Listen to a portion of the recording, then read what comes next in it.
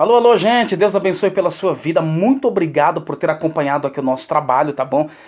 Nós estamos aqui hoje no quadro Combatendo as Heresias, tá bom? Nós estamos aqui no quadro Combatendo as Heresias.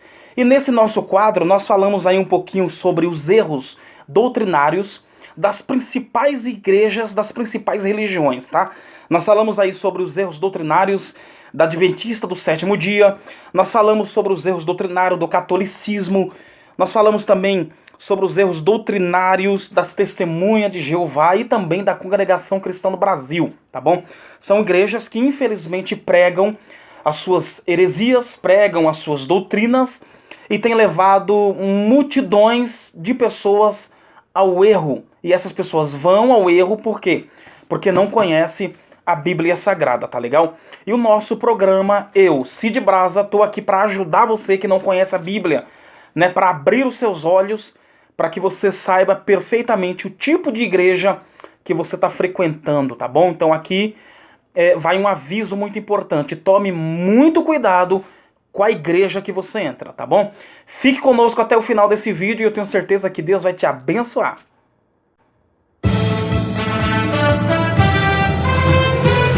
É isso aí, gente, nós estamos de volta e hoje nós vamos falar sobre os erros doutrinários do Espiritismo. Para todos aqueles que, eu não sei se você sabia, mas o Espiritismo foi fundado no ano de 1857 por Allan Kardec, né? E aqueles que seguem a doutrina de Allan Kardec é conhecido como kardecistas ou espíritas, né? São espíritas porque frequentam o espiritismo, tá bom? E por se tratarem do espiritismo, eles contêm aí erros doutrinários gritantes, tá? Contém erros doutrinários que são verdadeiros absurdos, tá bom? O primeiro erro doutrinário do espiritismo, segundo Allan Kardec, é que há possibilidades de se falar com os mortos. É isso mesmo. Essa é uma das funções aí do espiritismo, né? Atribuir aos vivos a facilidade de se comunicar com os mortos, sendo que a Bíblia diz lá no livro de Lucas, capítulo 20, verso 38, que Deus não é Deus de mortos, viu? Deus não é Deus de mortos. Então tome cuidado com isso, tá? Esse é o primeiro erro da igreja do Espiritismo, fundada aí por Allan Kardec. Eles dizem que há possibilidade de se falar com o morto, sendo que a Bíblia condena essa ação, tá? Lucas 20, verso 38, diz que Deus não é Deus de mortos, Deus é Deus de vivos, tá bom? Um outro erro que é atribuído aí à doutrina, à doutrina kardecista, ou a doutrina do espiritismo, é que eles falam que existe reencarnação. É mais ou menos assim. Você morre hoje e daqui 50 anos o seu corpo pode se reencarnar em um outro corpo, né?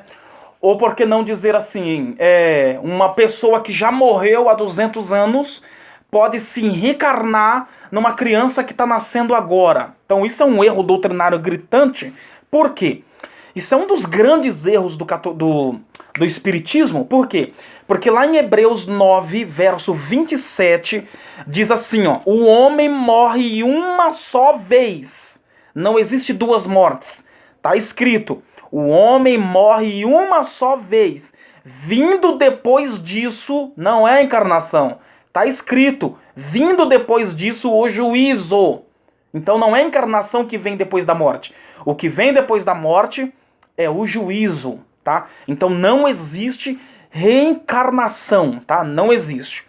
Então esse aí é um outro erro dos kardecistas, um outro erro do espiritismo, e que é um erro muito gritante, tá? O terceiro erro do espiritismo, né? O terceiro erro doutrinário dos kardecistas é dizer que por causa do meu pecado eu sofro, né? Quer dizer, estou cometendo um pecado e por causa do meu pecado eu vou sofrer as consequências. No sentido de que eu vou sofrer em vida, né? Eu vou sofrer em vida por causa do meu pecado. Gente, uma vez, é claro que existe sim você comete os seus pecados e é claro que você vai ser cobrado por aquilo. É claro que você vai ser cobrado por aquilo. Mas o karma, de acordo com o Espiritismo, não tem nada a ver, gente. Sabe por quê? Porque eles dizem que por causa do meu pecado eu sofro. Lembrando vocês que isso aqui era um pensamento judeu, né? Os discípulos olham para Jesus, em João 9, e diz assim: mestre, quem foi que pecou? Foi ele ou seus pais para que ele nascesse do jeito que nasceu? Aí Jesus diz assim: não, nem ele pecou e nem o pai dele pecou. Ele nasceu assim para que fosse manifesto nele a glória de Deus. Então, assim, esse negócio de que eu vou sofrer por causa do meu pecado, isso é conversa fiada, tá? Isso aí de acordo com... É claro que nós temos as nossas responsabilidades, viu? É claro que nós vamos pagar pelos nossos erros, viu? Nós vamos pagar pelos nossos erros, sim. Mas isso não quer dizer que é real a existência do karma, de acordo com o Espiritismo, que diz que por causa do meu pecado eu sofro, tá bom? Nem sempre, nem toda pessoa sofre porque pecou, viu? Nem todo mundo sofre porque pecou. Não é bem por aí as coisas. Existe sim. Você vai ser cobrado por aquilo de errado que você fez. Mas isso não é uma regra, né? Isso não é uma regra. Você pecou, aí vai sofrer. Não, não é isso, viu? Outra coisa, a Bíblia fala que Jó sofreu e sofreu demais. Perdeu filhos, perdeu casa, perdeu os bens material. E detalhe, Jó em nenhum momento cometeu pecado. Então o karma, de acordo com o Espiritismo, na visão de Allan Kardec, é antibíblico, viu? É antibíblico. Não existe sofrimento por causa do pecado, tá? Não quer dizer que só porque você pecou que você vai sofrer. Não, porque se você pecou, a Bíblia diz assim, ó, que aquele que confessa o seu pecado e deixa, alcança de Deus misericórdia.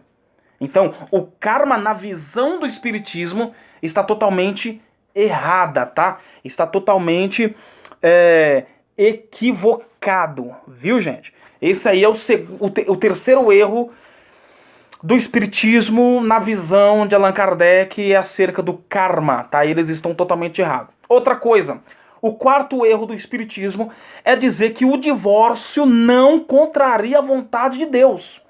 É isso mesmo.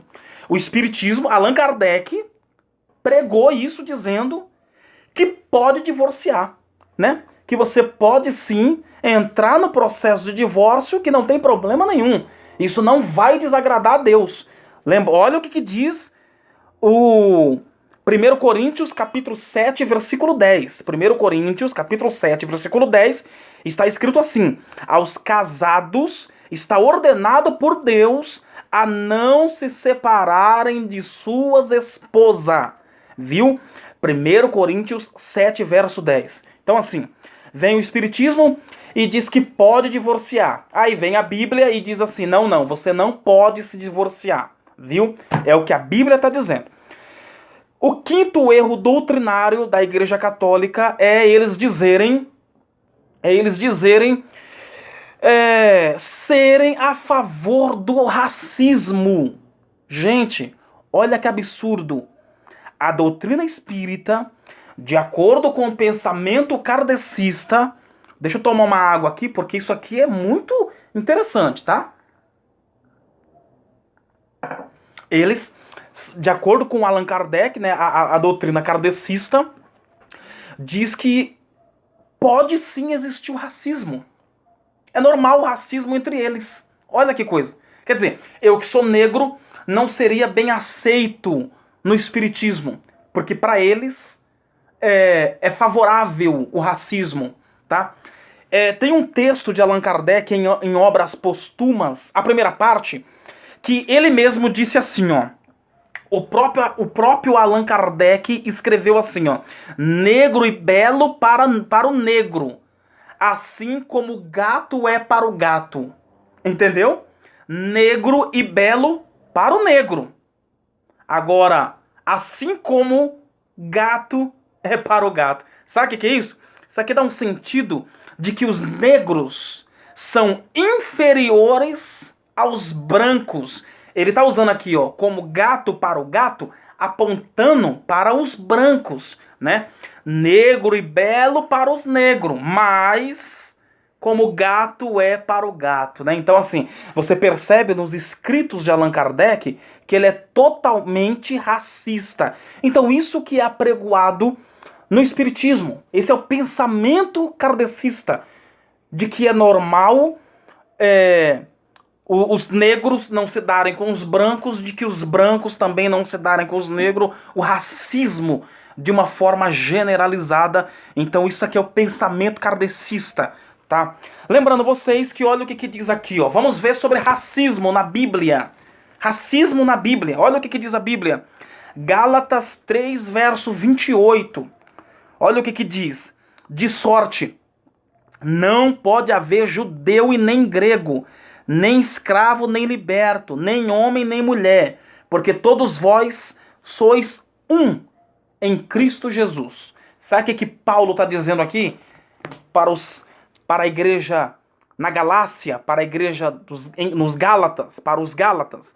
Paulo está dizendo assim, ó, não importa se é prisioneiro ou se tem liberdade, vocês são de Cristo.